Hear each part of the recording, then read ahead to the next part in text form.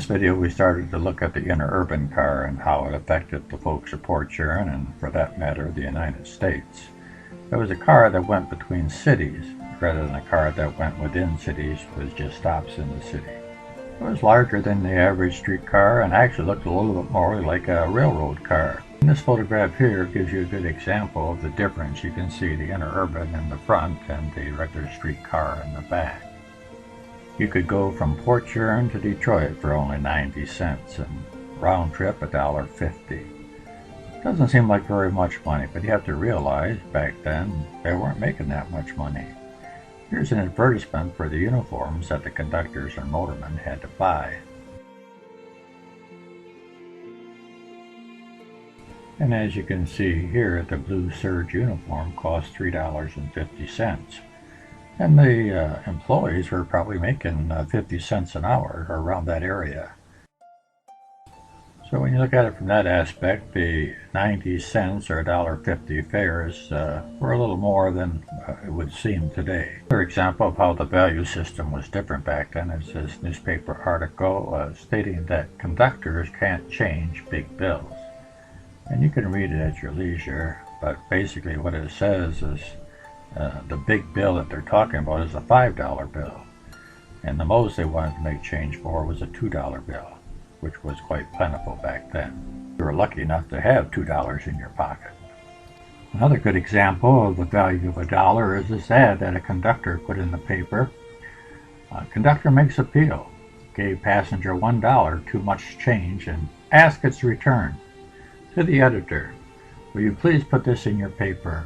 Will the gentleman who accepted $2 change for $1 on Sunday afternoon, December 1st, about 1:55 p.m. from conductor 1912 Charles Pittenger, kindly return $1 at St. Jean Car House, in care of Car House Foreman, or at the main office Bates and Jefferson.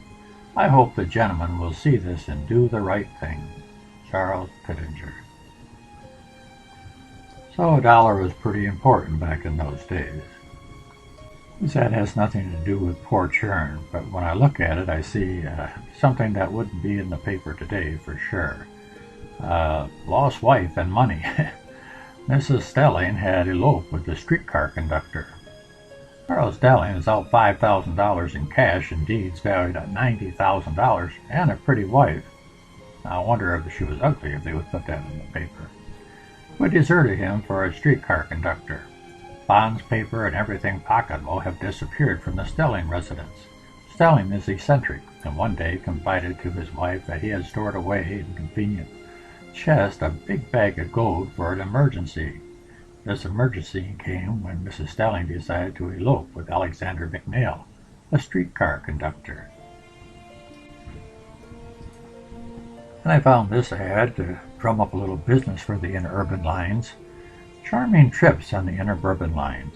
At small cost, you can enjoy a delightful outing in rural districts within a wide radius of Detroit. From a comfortable seat in our big, high-speed interurban cars, you can revel in picturesque and ever-changing scenes. You'll find such a trip well worth your while. Why not go Saturday afternoon, Sunday, or any other time when you have a few hours at your disposal? Hop aboard a car on any of our interurban lines and make a round trip or stop off at any of the interesting points along the way before making the return trip. It doesn't matter which route you select. The trip will prove interesting and you will be glad you went. And I think a lot of people took them up on that. A lot of people went on there for their day trips and had a good time, I would imagine. In 1913, the number of trips made just in one fare zone was 16,770, and the passengers inside that one fare zone in 1913 was 1,178,000. So a lot of people were taking advantage of the interurban line. In our previous videos, we looked at the Port Huron railway system, street railway system. And when we left off with that, it was the Port Huron Railway in 1877. And the company became one of the first in the world to introduce electric traction in October of 1886, whereupon it was renamed the Port Huron Electric Street Railway.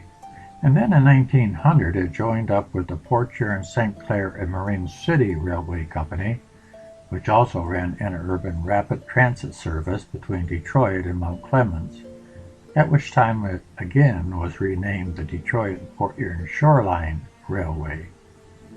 The run from Detroit to Port Huron was a total distance of 64.5 miles. Interurbans were a big hit with traveling salesmen, who suddenly had a convenient way to hop from town to town. Farmers could ship produce conveniently to nearby markets in a matter of hours. Here they are loading milk cans upon the interurbans right near their farms. The interurban was also a great way to get the newspapers from the publishing company to the different cities. The newspapers were received at an unloading platform, and then they were taken off of wagons and placed into a hoist which brought them to a small platform at track level. From there they were loaded into the interurban cars, and all of this could be done faster than the steam engine. They could go from town to town, they could accelerate very fast, and on the straightaway go up to 60 miles an hour. And back in 1900s, the early 1900s, 60 miles an hour was really flying. Detroit and Port Huron Shoreline Railway was generally known as the Rapid Railway System. That's because the system from Detroit to Mount Clemens was known as the Rapid Railway, and most folks just thought that the rest of it all the way to Port Huron was an extension of that. So even the folks in Port Huron referred to it, and that's how it was known in Port Huron too, the Rapid Railway System. The red line on this map is the most common route that was known to the folks in Port Huron and Detroit to Port Huron. There was a couple alternate routes that you could take, and both of them pretty much went along Lake St. Clair. The first one went along through Detroit and hit places like Jefferson Beach on the water, and then went to Mount Clemens. From Mount Clemens, I went around up through New Baltimore and went two different choices. You could go down to Algonac, or you could go to Marine City. And every one of those white little circles was one of their stops that they made on the interurban. So you can see there were a lot of stops there. The route that went from Detroit to Port Huron took 3 hours and 28 minutes because of these stops. Later on they would have a limited, which would not make near that many stops and could make it into Port Huron in a little over an hour.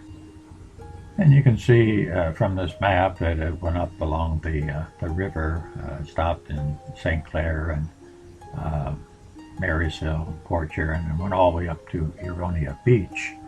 And then when Keewatin Park came, it went all the way up to Keewatin Park as well.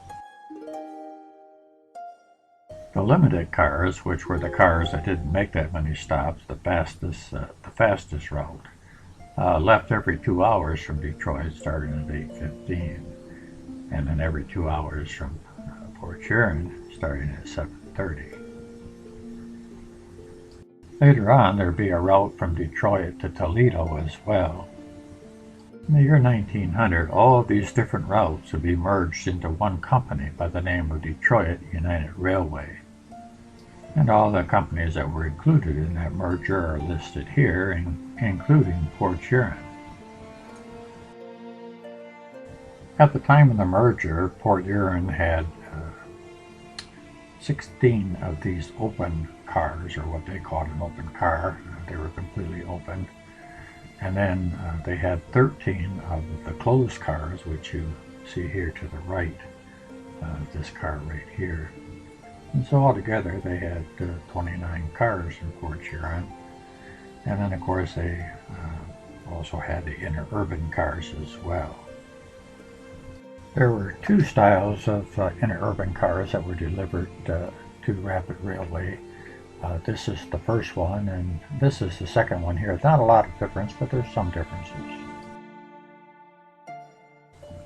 Later on, these cars were delivered to Michigan Railway's Rapid Railroad.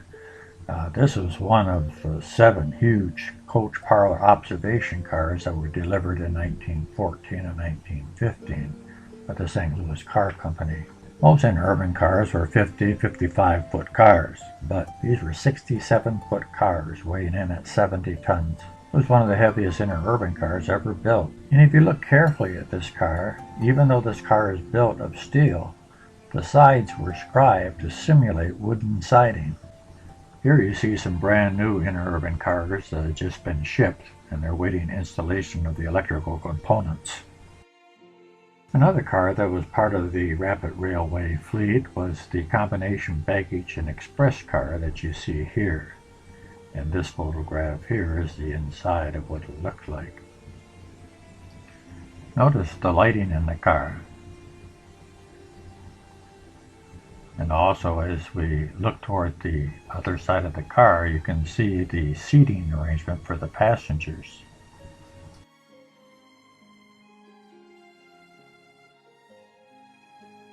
And according to this picture, it doesn't look like the doors are very easy to open. It looked like they were just sitting in between these ridges.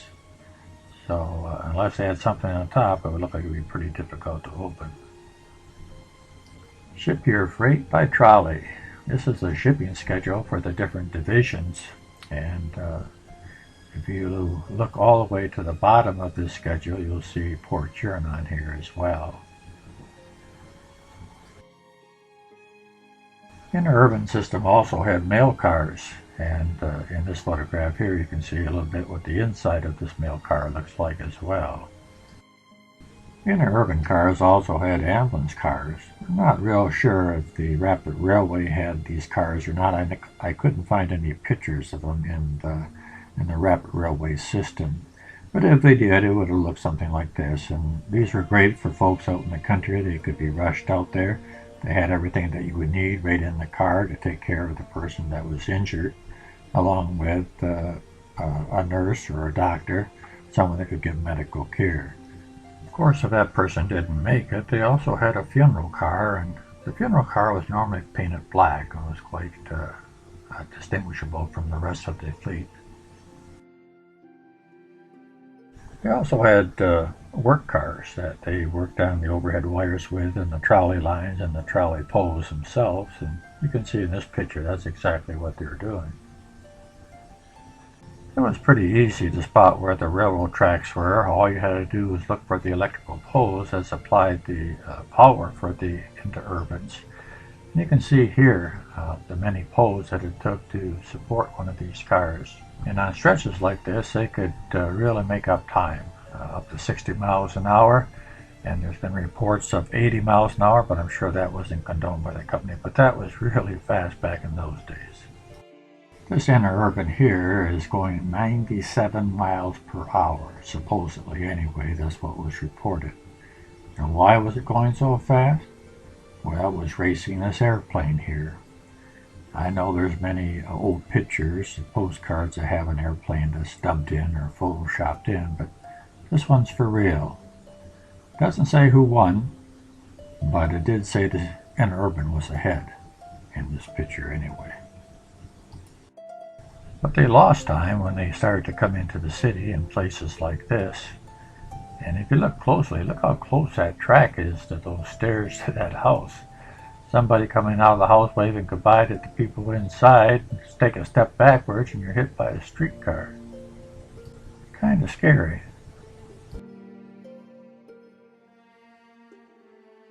I included this photo here because, well, I think it's kind of funny.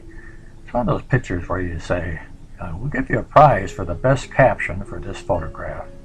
What in the world are these guys doing? One guy's on the cow catcher, the other guy looked like he just jumped off, or he's doing something else, I'm not sure. We see a church in the background with a bunch of people, either waiting for their funeral, or perhaps a wedding where the best man and the groom are trying to get away. And we don't even know the car's moving. It certainly begs to ask the question, what in the world are these guys doing? Alright, let's go back to being serious.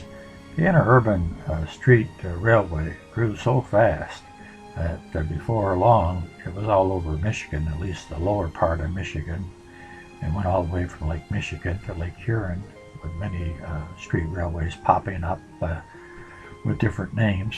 And eventually most of them came under a larger company.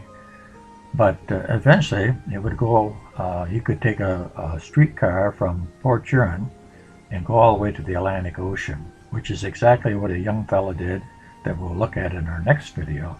And we'll see some of his impressions of where he started that amazing trip right here in Port Huron. We'll also take a trip from Detroit to Port Huron along the waterfront and look at some of the stops that they made along the way, like St. Clair, Marine City, and what those cities looked like back then when the interurban went through them. And if that wasn't enough, we're going to see a building that I never knew that was in Port Huron, and it's not often I'm surprised, but I was by this building.